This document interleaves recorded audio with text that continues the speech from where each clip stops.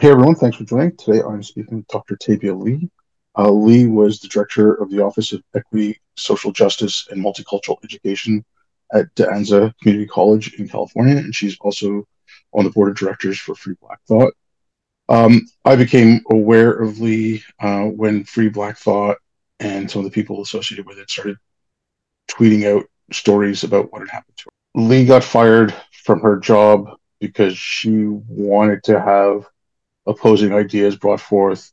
And basically, she wasn't following the tenets of the current critical social justice, and she lost her position as the director at the Office of Equity.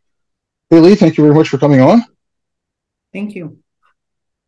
Yeah, so I mean, I butchered kind of what happened to you, but yeah, if you wouldn't mind explaining, like, I'll put links to some of the articles that I talked about it, and some of the things you've done at Free Black Thought in the description. But if you wouldn't mind going through like how this came about, and like I read your back, like some of the stuff you sent me, and it would seem like you would be the perfect fit for this. But anyways, go ahead.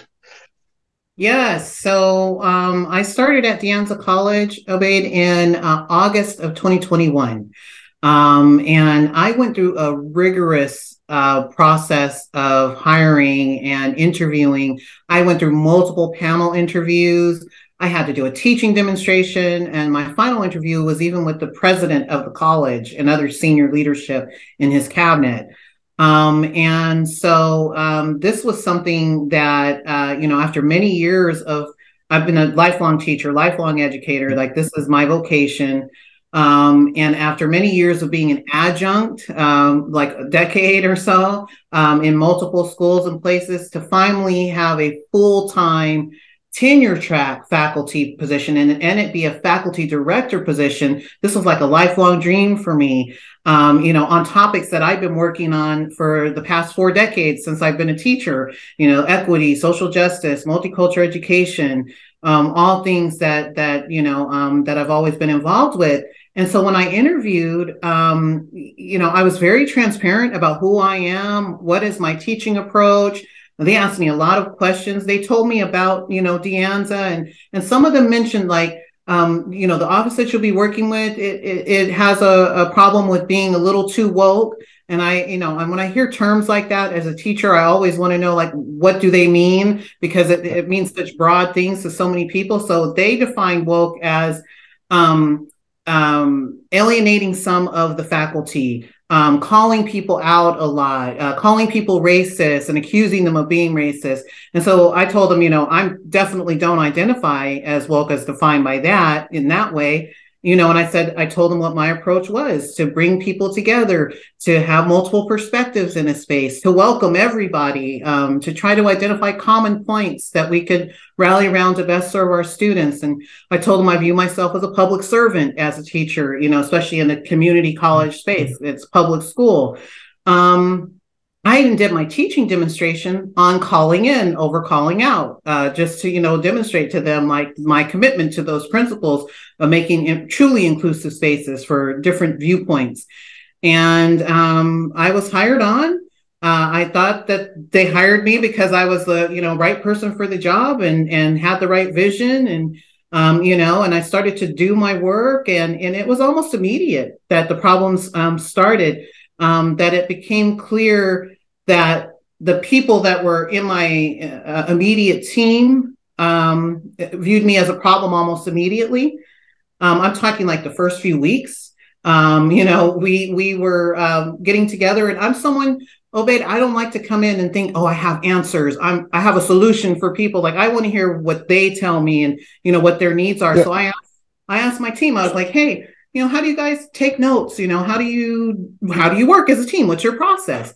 And they were like, oh, we try to meet weekly. We don't really keep agenda or notes or things like that. And I was like, okay, because my job duty primary was to lead an institution-wide transformation.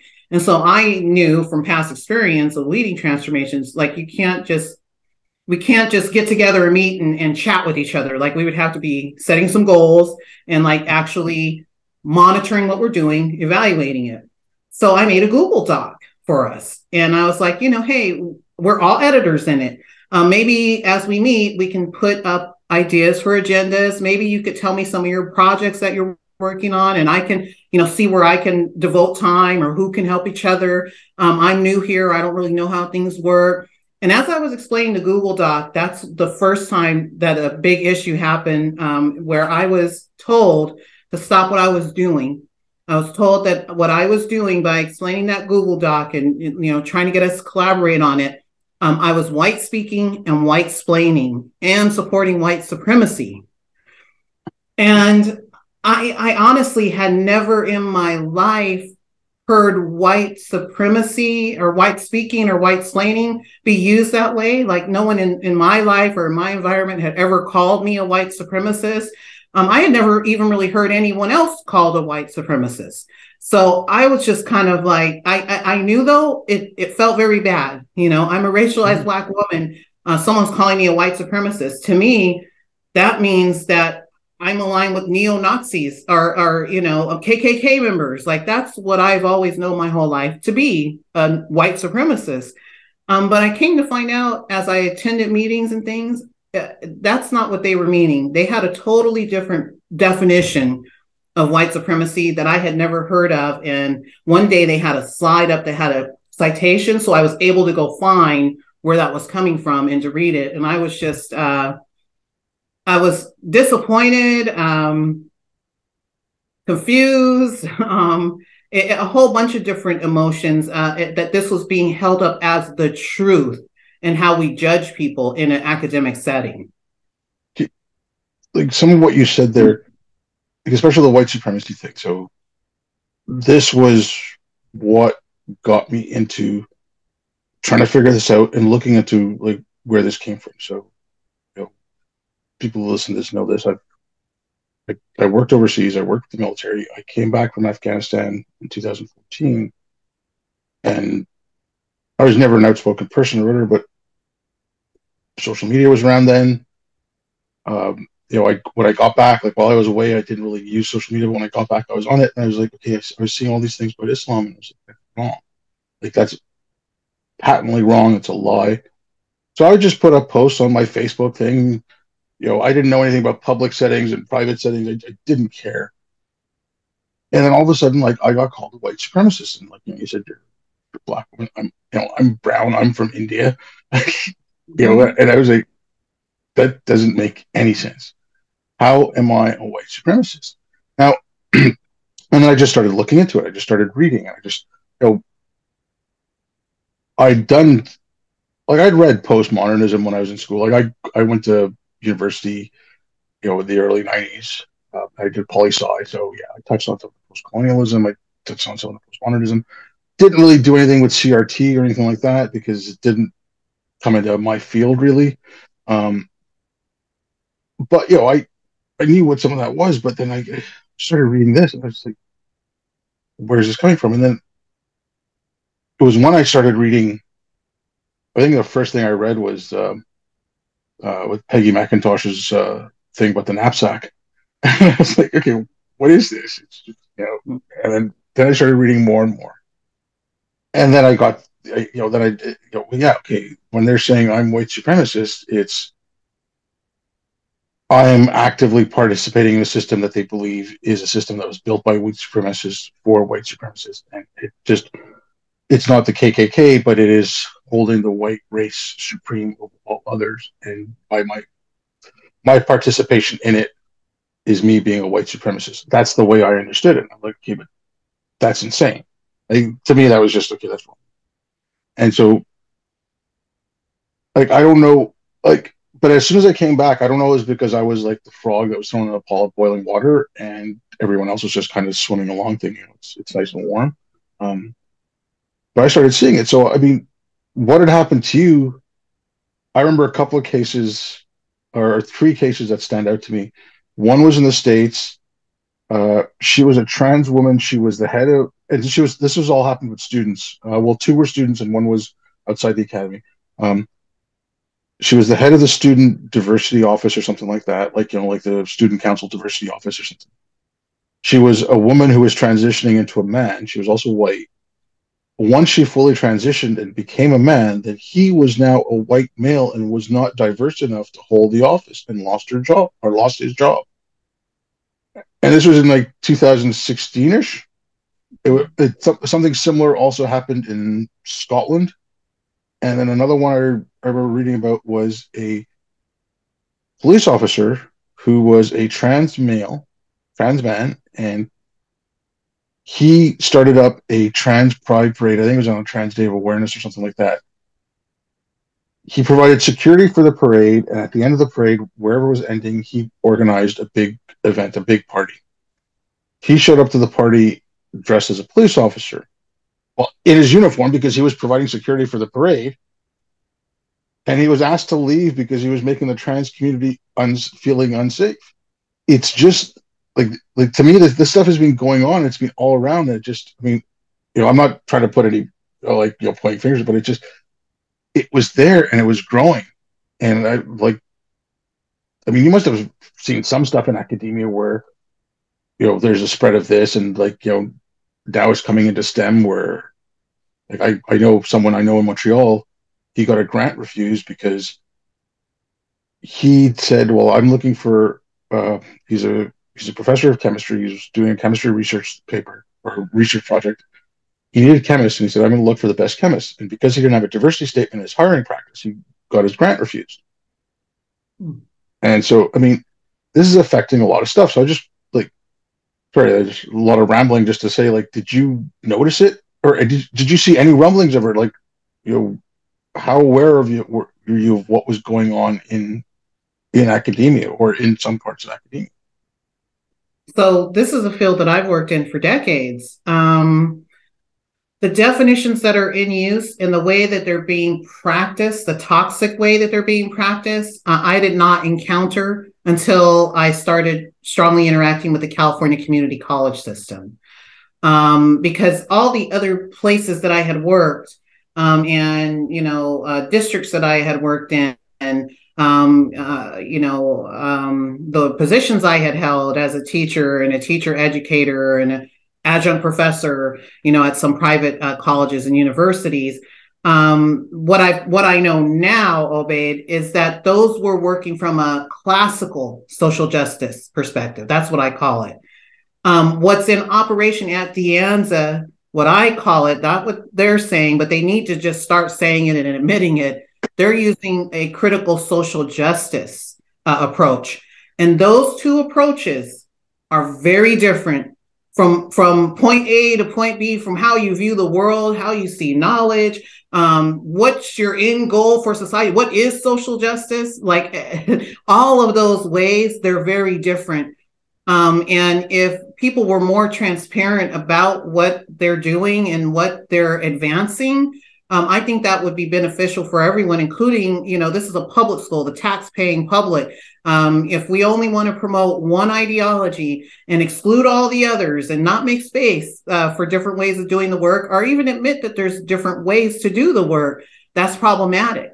So no, I truly hadn't encountered anyone accusing anyone of being white supremacists. I hadn't worked in any environments where people told people that they were white speaking or white splaining. Literally, the first time I heard those terms and saw those was working here. And it's because in a certain sector, not the whole school, because I don't want people to think, oh, this is a bad place and all the people are bad. The majority of people are very good. They're actually not even extremists, left or right. They're just teachers trying to teach the community, but there's this small group. And unfortunately, that's who's seated on academic senate, and that's who's seated on tenure review committees. And that's who's making the big calls right now, including things like if I didn't, subscribe to that or seem like I was doing it well enough, I needed to be removed. I needed to be completely destroyed as a professional and never work anywhere again. That's what happened to me over the past 2 years.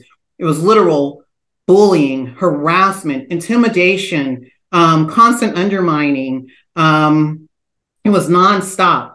And as I experienced things, I'm someone, like you mentioned, I want to know, where is this coming from? What mindset, right, gets people to behave this way towards other human beings? It's such a dehumanizing kind of environment. and very toxic. It's like every day I was in a war zone, and it shouldn't be that way. It should be someplace where everyone can be. It's a community college. It should serve the whole community, not just a small group. And so, no, I've identified, what were the ideologies at work, why certain things took place the way they did, why I was accused when I was setting an agenda. That is considered under that framework, being on time, setting agendas, writing things down. Those are, quote, white supremacy culture, according to the researchers that these people are upholding as, the truth. And to me, it's something that's very dangerous, not just for Black people or brown people or, however you're racialized, white people. It's dangerous for everyone, because it tries to say that the things that we know to be successful in life, it's attributing that to, quote, white culture. And I don't quite understand that, and what that means and what the implications of that are, or why that's so important to even do.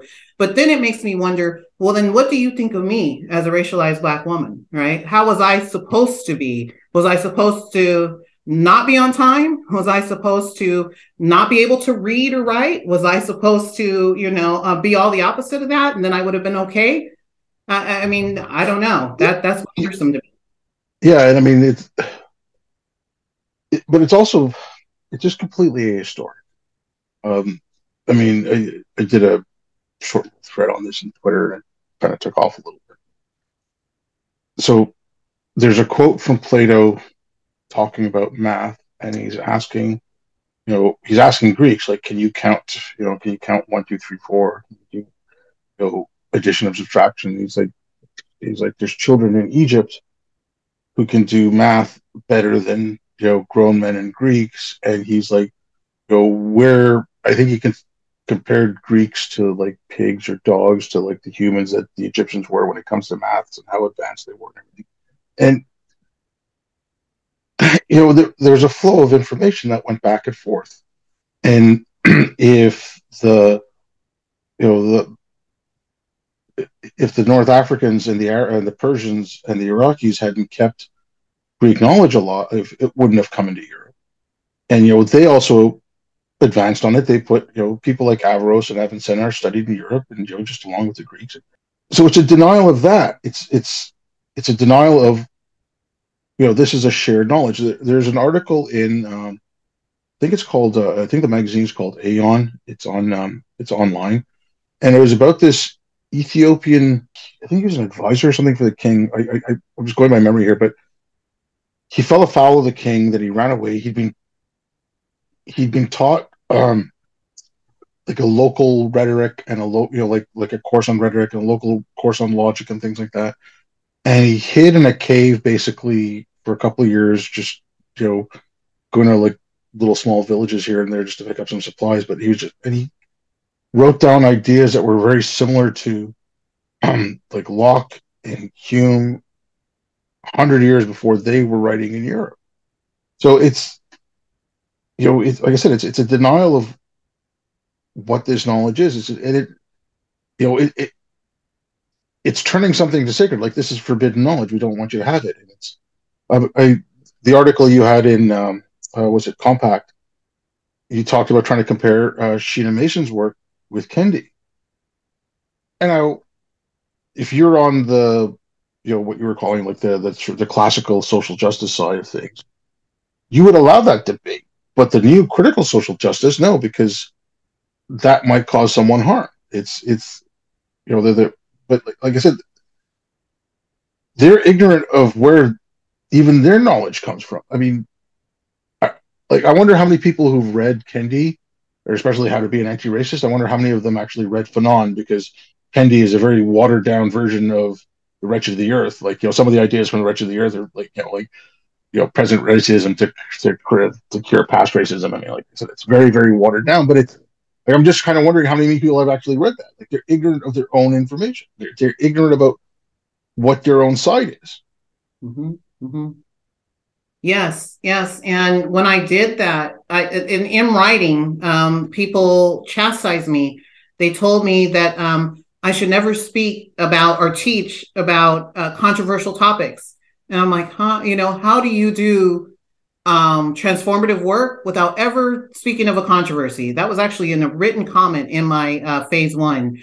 I was also told that I was deeply offensive, that I was leading people to danger and potentially ruining people's lives by talking about Dr. Sheena Mason's idea. I mean, I laugh a little, but like this is very serious. Like it led to my termination. So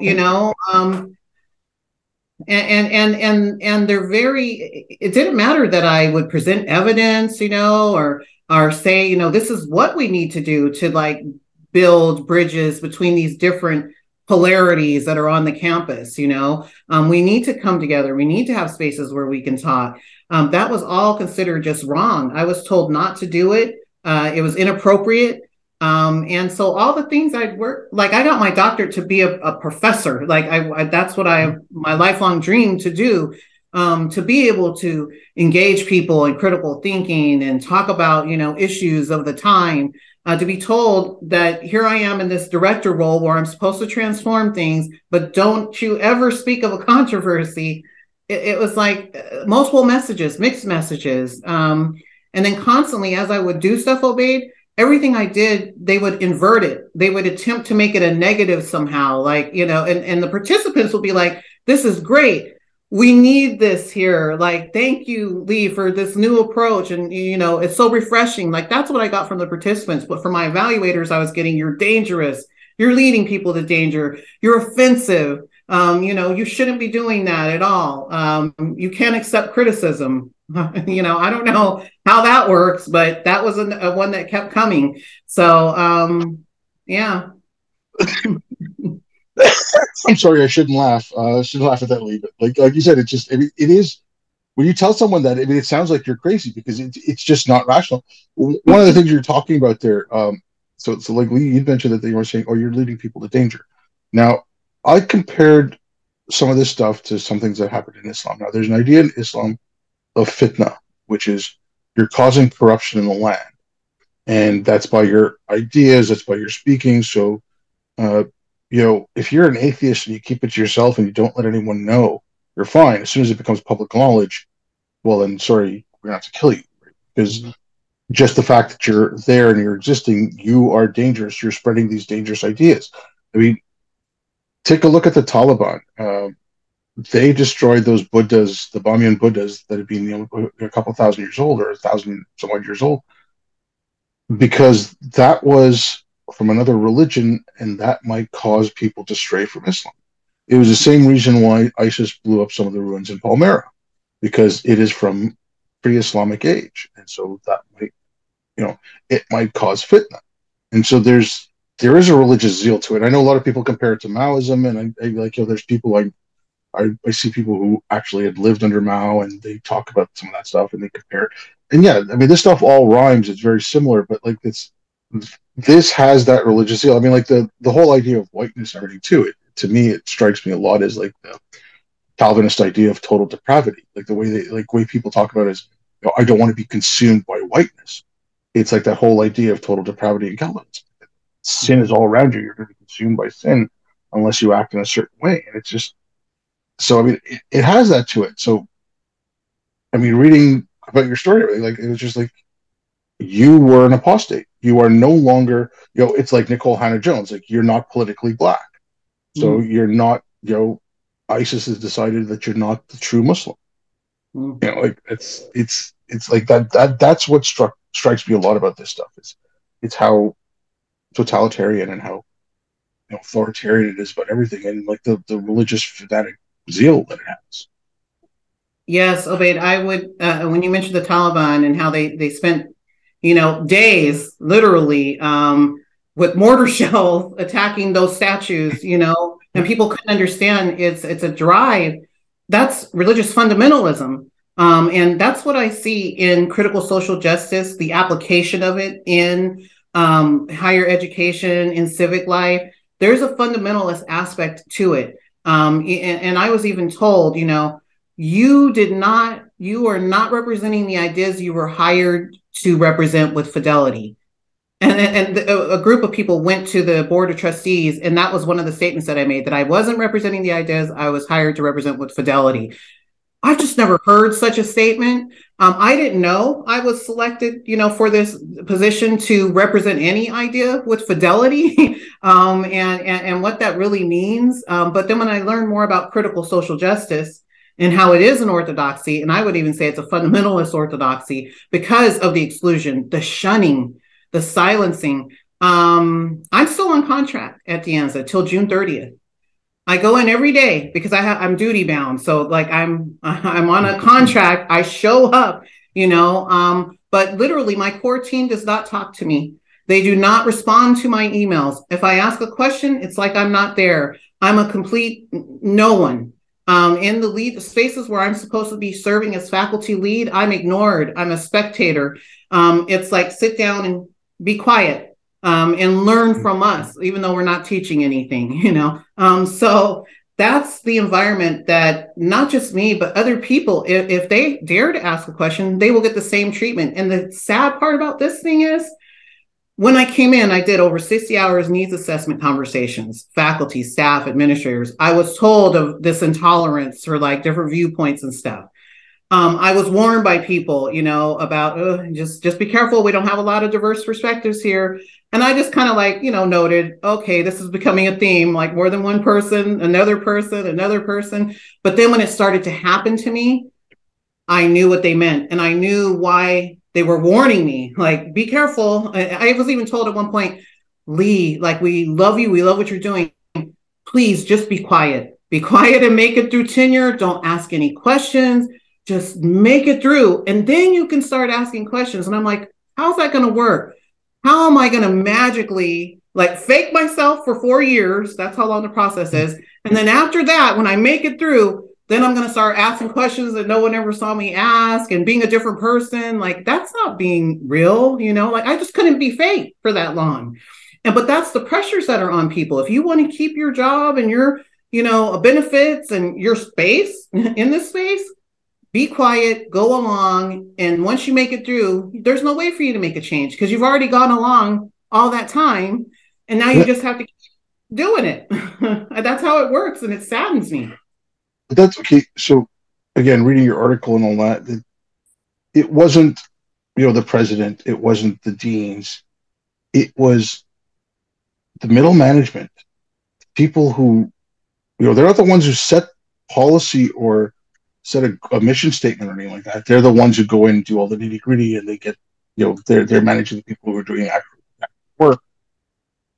And so so the president of the university or the college can say, okay, I want a more diverse staff, right? And he means one thing, or she means one thing, and the person who's actually doing the work in the diversity office or whatever could be like, okay, well, the diverse staff means that, and I've heard this explained that if you have, like the example that was used, I have to remember, you could have like, okay, so you have a board with 20 people.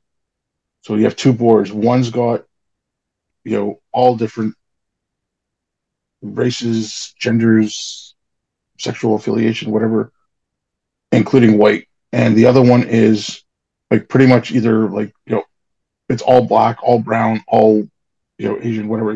That's what that one is. Because the first one has one white person, the white person will take over the conversation. Everyone will defer to them, and then it'll become a white board. And like, so it depends on how you define diversity and all that too. So so the people who are doing the actual work, the people who like setting up meetings, they're the ones who are controlling this. Mm-hmm. And here's where I lay a lot of blame on academia for this. Like, and it's the colleges didn't pay attention to what was like the presidents of the universities and colleges, deans of departments. They got diversity statements. They got this and that. They didn't look into where is this coming from, and they allowed petty tyrants to get an immense amount of control. And now maybe it can be saved or whatever, but as it is right now, academia is not functioning correctly, and it's doing a lot of damage outside the campus. Mm-hmm. And even within the campus, because a lot of the things that critical social justice ideology, or I call it neo-reconstructionism, advances. It advances things like segregation, resegregation. Yeah. It advances things like toxic ideas that if a person has brown or black skin, they can't be racist because they don't have access to power and privilege. I'm just going to tell you right now, Obaid, the people who were the primary drivers of my harassment and bullying and exclusion, they were people who are brown skinned. They were people who identify as Latinx and Philippines and other X words. Those were the people who literally made my life a living hell for the past 2 years, and they felt self-righteous in doing it because under their ideology, they're not racist. They couldn't possibly be, even though in that context, they hold all the power and privilege there. And they were using it in toxic and mean ways and dehumanizing ways. But according to their ideology, they're not racist and their behaviors aren't racist. They don't even see it. It's like they can't even see themselves in the mirror and the effects that they're having. And they would be the same people shouting to over and over, Black Lives Matter, Black Lives Matter. Here's a Black life. And look what has happened. Look how was treated in that space. So do they matter? So that's what I really want to point out to people. And the racialized white people in the space, they deferred to those people because they're in the movement. They're doing the work. And so yes, we support them. Lee's got to go. So that's how it worked. That's how the dynamic worked in this situation. It's everything's inverted, upside down. Yeah, and I mean, like, it's okay. It's the campus first, but it's also okay. Like, I describe this stuff like, do you know what a strangler vine is? A what? A strangler vine? Is it in a garden and that'll choke Okay, everything else out around well, it? there's a few types of trees where the seed drops on the canopy of the tree, and then the roots descend into the ground, and then it grows over the host until it kills the host, and then it becomes a tree that's there. But for a while, it kind of, because it's growing around it, it looks similar to it. So that's how I describe this ideology, because the first thing it does is it looks inward and it says, okay, how are we? So you figure an office of student diversity would go out trying to get more diverse students, a diverse variety of students, and maybe diverse faculty to teach those students into the college. But the first thing it does is looks at itself saying, how are we not filling our goals? Because if we can't do this, how are we supposed to go out? And okay, I mentioned to you just before we started that, my government's doing it. Okay, so not the last election, the one before that, because we had two very quick elections as minority governments. They changed the Ministry of Immigration. No, not immigration. They changed they changed the Ministry of Multiculturalism to the Ministry of Diversity, Inclusion, and Youth. And the only mandate that ministry had was to set up a secretariat to make sure all the other ministries were being properly diverse. They were following all these rules. So it was checking on all the other ministries. And they had to go through this to get everything vetted. Now that got merged into the Ministry of Immigration, and like I told you before, that they define white privilege as doesn't matter your color, your skin, or your race. If you uphold ideas of white supremacy, you have white privilege. There was a conference that was put on in Toronto during COVID. It was an online virtual conference. The people who were running it, one, she was the editor of the Toronto Star, which is one of the largest newspapers in Canada. One of the guys there, he is now the head of one of the largest public school boards in Ontario, so one of the largest ones in Canada. Other people like that, and it was brown complicity in white supremacy. So how brown people are complicit in white supremacy by doing things like taking a job and allowing white people to say, see, we aren't racist, we hire brown people, but then they don't hire black people, so they're racist toward black people. And these brown people have taken black people's jobs, so they're complicit in white supremacy. That's why you have And a lot of people have noted this, like the large rising anti-Semitism coming from the West, because now it's, Jews are white, Jews have whiteness, um, you know, so this has like real world effects. It's like I said, it's in my government. You had hell in the states. You had the CDC saying give out vaccines according to race, not by who's most, who needs it the most. Like the people who laughed about it in 2014 when I first started seeing it, oh, it's just on. You were wrong. People who were pushed out with this for 8 years were out in the workforce, and if all of a sudden you say this is no good anymore, you've got people with worthless degrees then and carrying a huge debt load. Mm-hmm. Mm-hmm. And it's there, like since this has happened to me, I've gotten so many contacts from people obeyed like this is national, international happening, this the same thing in so many places. And it's bothersome and it's concerning because it's like we're all watching it, we're all seeing it, but like, and we're like, no, that's bad, like we're going down the wrong path. But at the same time, the decent people in the middle that aren't on any of the extremes, they're just kind of passively sitting there and watching. And I wonder, when are people going to get shaken up enough? Like you mentioned, this has been going on for many years now. I'm new in, right? And like I had to come up to speed real fast. And like, wow, all of this is really happening. Like I felt like I fell down a rabbit hole here at De Anza, like, and it just got darker and darker. Like I kept walking, and it's like, this is not real, but it is. It's very real.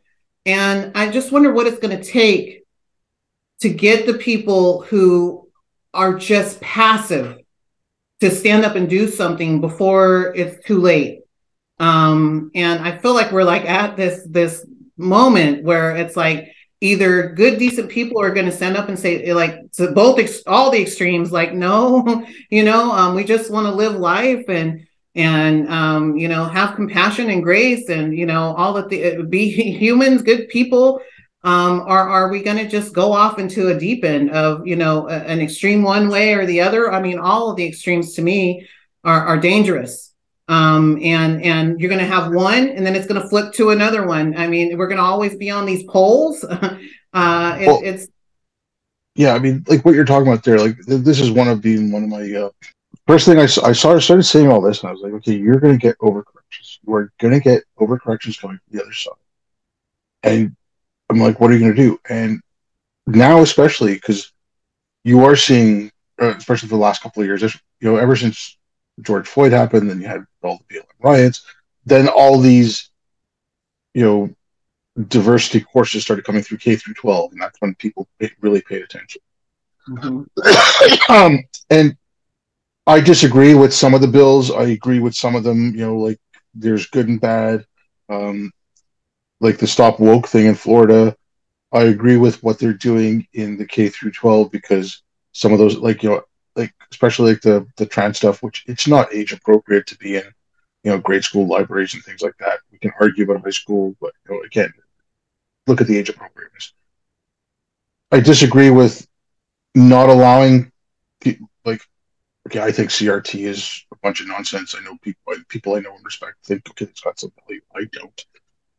But yeah, I come from I came at it from a very negative aspect, anyways, when I started reading it. So whatever. But if the University of Chicago wants to have a chair in CRT, I don't care. But you can't allow that chair to then dictate how all the other departments are doing it, and which is what they're doing. Like universities should have paid more attention to what was going on. I'm sorry, but Kendi should never have gotten a PhD. Kendi, I agree with Glenn Ladder. The guy's an empty suit. Like, his work is nonsensical.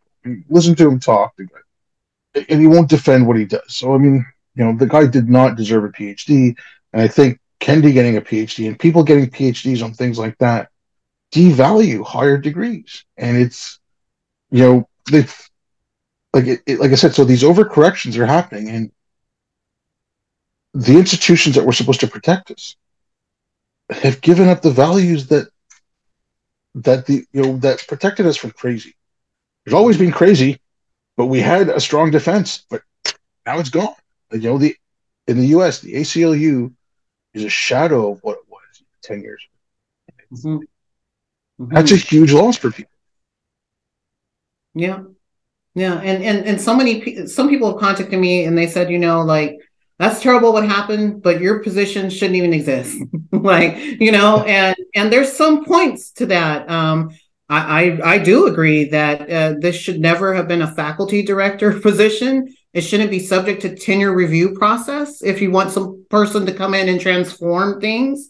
But then you're going to put them under a tenure process where people can say, we don't like the way you looked or the way you acted or the way you said that or you talked about a controversy, so we're going to toss you. So I think there should be some audits. But right now, Obaid, this is a multi-billion-dollar industry, Oh DEI. yeah, I mean, even if you say like I don't like it, I think it shouldn't exist, it exists.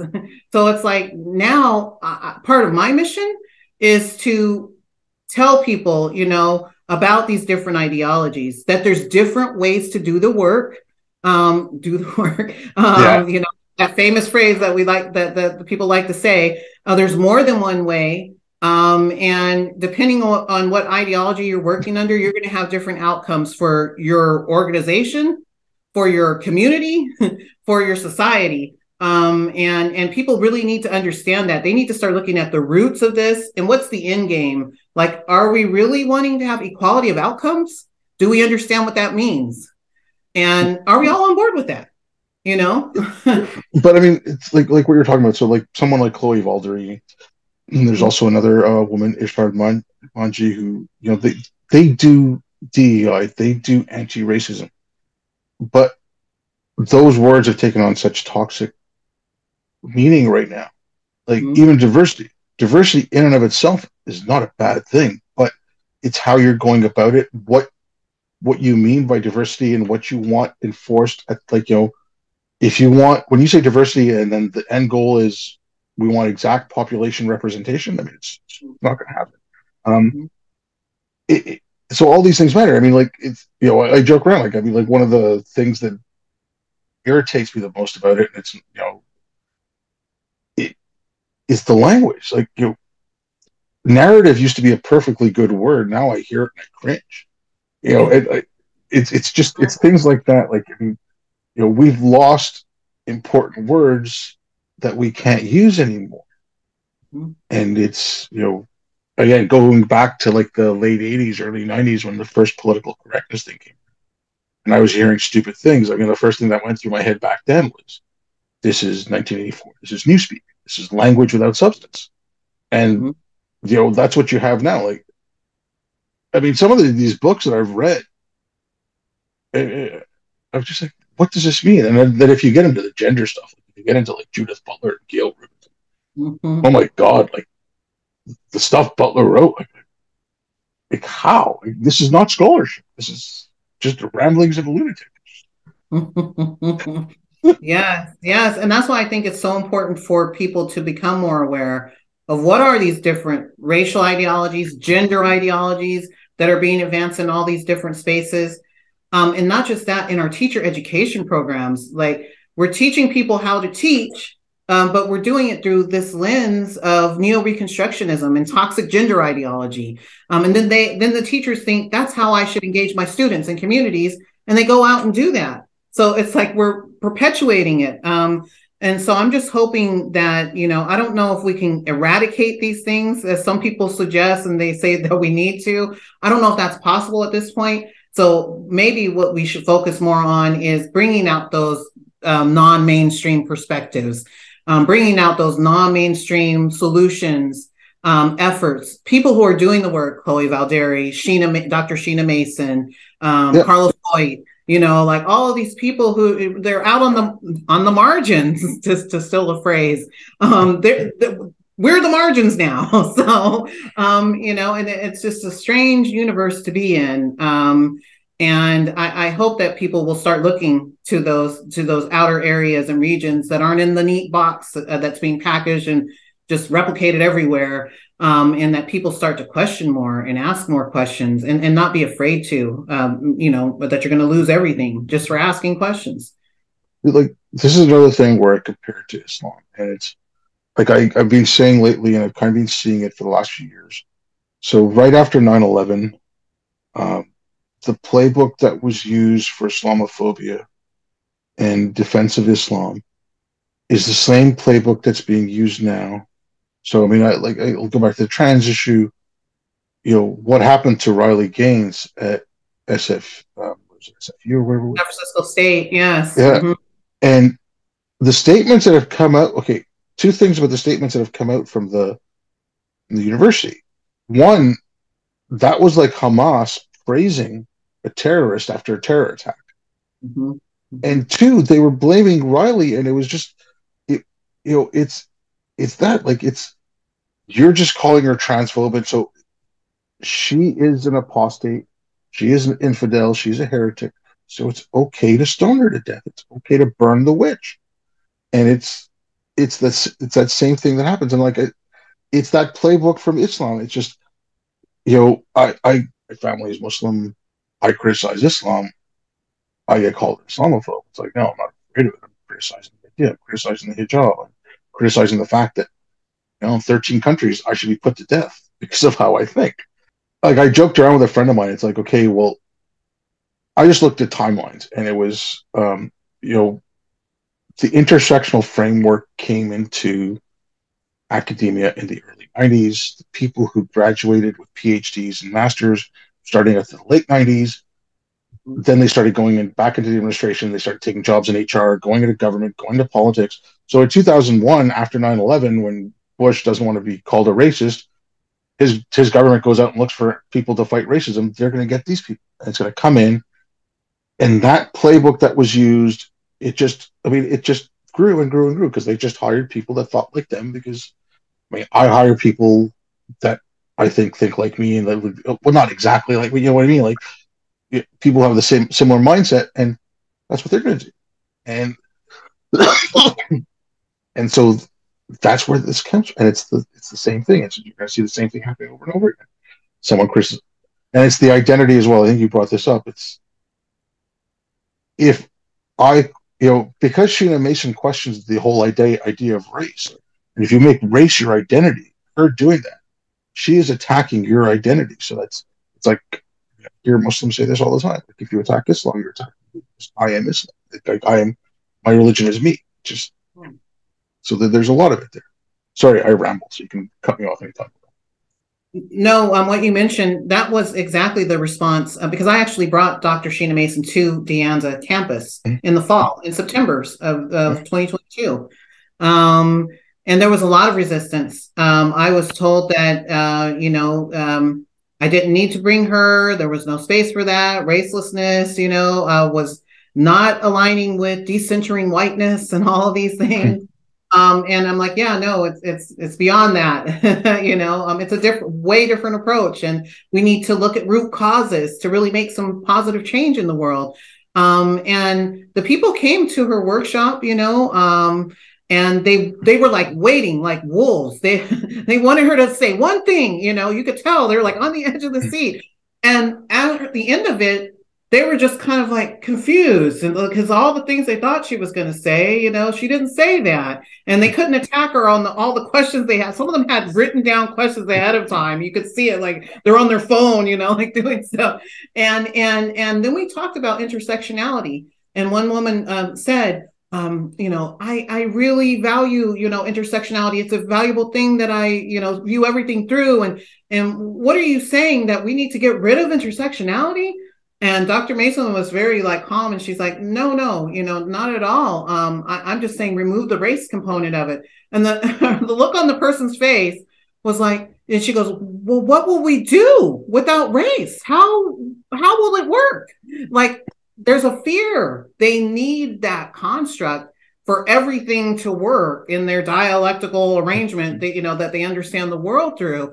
And if you remove that, it is a direct attack. So I could see why they would say, that's dangerous. She's a danger. You're dangerous for even bringing her or speaking of her. But again, it comes back to that fundamentalism, right? If you're in the orthodoxy and you're bringing someone in that is not in alignment with that, both of you are going to get stoned and destroyed. And that's basically, what took place. So this was towards the end. It was already too late. I was already heading to the gallows, at that point. Go with a bang. But I don't want to keep you too much longer, but you ended that article in Compact on a sort of optimistic note, and I spoke with Jake a little while ago, Jake Mackey, sorry, um, and I noticed a few things going on. So, what are your hopes, or what do you think is going to be going on? Like, do you see the academy being fixed, or do you think new institutions like the University of Walston, where there's like that Ralston Academy and things like that, you think that's going to be the future? What do you kind of? I'm optimistic, Obeyed, because I have to be. That's just who I am. So I can't get like into a pessimistic view.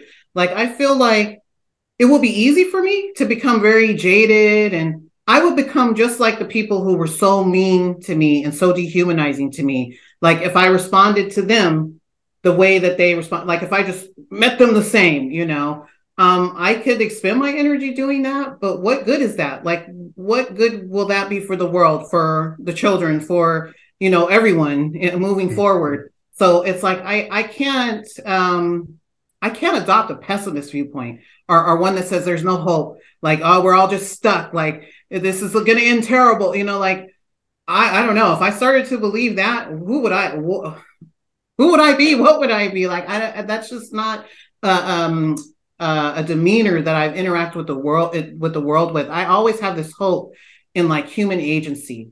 I have this hope in the interdependency of all of us, and us being able to come together some way and somehow and say like, hey, like we don't want to just destroy and dismantle everything, like some people talk about doing all the time. Like we want to build, we want this world to be a better place. No one's saying like everything's rainbows and we're all perfect and getting along so nice. Like I'm not even saying that, but just coexisting, is something that I think is a valuable goal. And how do we get that, from coming off of these crazy extremes, and not letting the fundamentalists from any sector, influence just basic people who want to be decent, who want to live, who don't want to destroy the world and have a meltdown with nothing left, just the ashes and the Department of Anti-Racism, no. So I that's what I'm hopeful for. I am still hopeful. I know there's a lot of things happening in different states, and there's like politicians trying to ban things, and like all the culture wars are continuing. But I'm just hopeful that we will find a way through, that some of these tools and methods that are out there, that people will start to hear more about them, and the different researchers who are actual researchers who are willing to engage people and to talk and have conversation, and don't say like, you can't question me, I am the priest, and I will not be questioned or engaged with questions. When you see that, you're looking at something, questionable, suspect. Maybe not the best thing for us to adopt if someone can't be questioned or they can't be bothered to interact with everyone else, so my favorite is the emotional labor. Like,